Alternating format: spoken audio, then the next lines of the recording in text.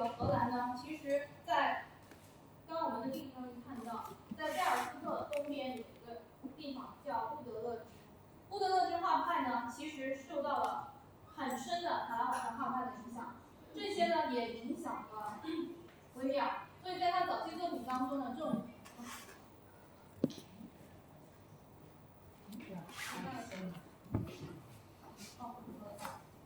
好，在他早期作品当中呢，光影的效果非常的强烈，人物的动态呢也比较夸张。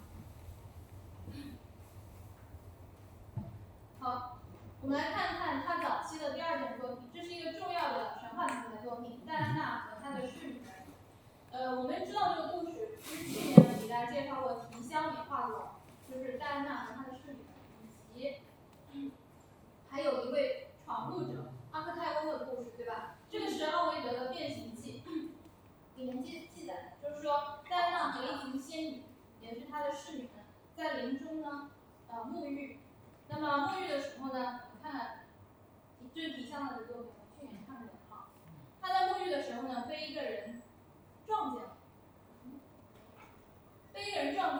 这个人呢就是阿克泰翁。那么戴安娜呢，就是感到羞愧难当，她非常不高兴，可是呢，她又不好说出来。这时候她就想了一个办法，她呢就把这个阿克泰翁啊变成了一只鹿。大家看到画面上这里有个鹿头嘛，其实就是暗示，就是说它待会儿就变成一只鹿了，这样子一个场景，比较血腥。其实，因为后来的这只鹿呢，被阿泰翁自己的猎犬给咬死了，这是一个就是让人很难过的故事啊。但是呢，我们回过来看维米尔的创作，维米尔呢，其实他讲的也是这个故事里面的一个瞬间，但是他选取的这个瞬间呢，就没有那么血腥。他选的就是一个他的侍女在帮他洗脚，这么一个很温馨的场面。这个阿克泰翁也没有出现，对吧？其实故事是同一个故事里面的。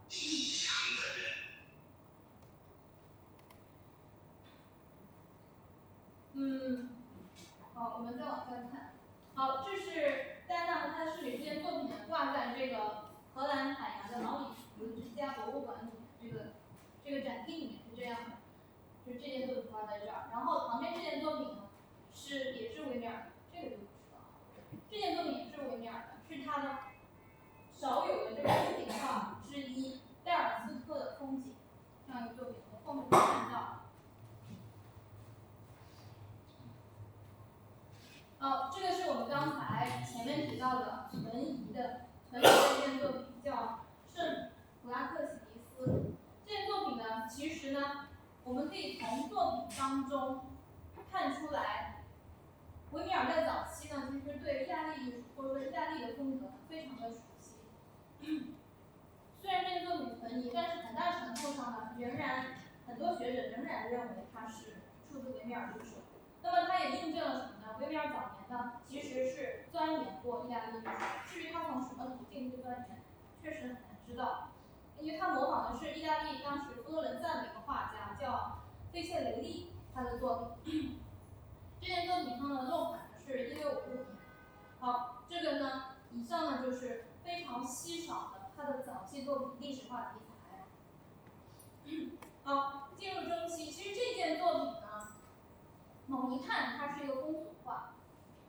风俗画是什么呢？风俗画就是描绘当代人的生活，当代就是和画家同时代的人，他的同时代的人正在过着怎样的生活，他把其中的一些场景描绘出来。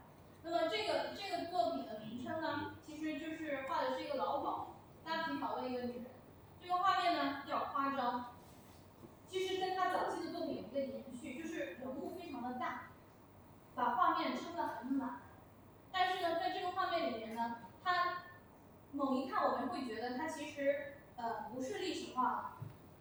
这旁边的这个手上拿着红酒的，拿着一个应该是饮料，应该不是。这样这个人物形象呢，被看作其实是维米尔本人的自画像。那么，为什么又说这件作品其实也可能是历史画呢？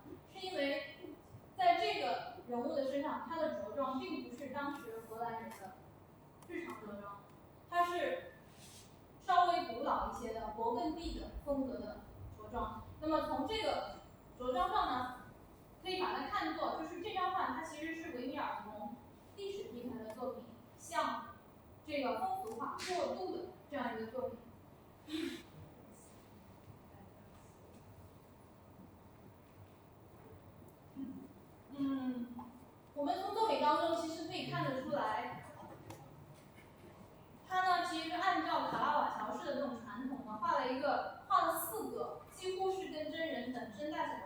述场景。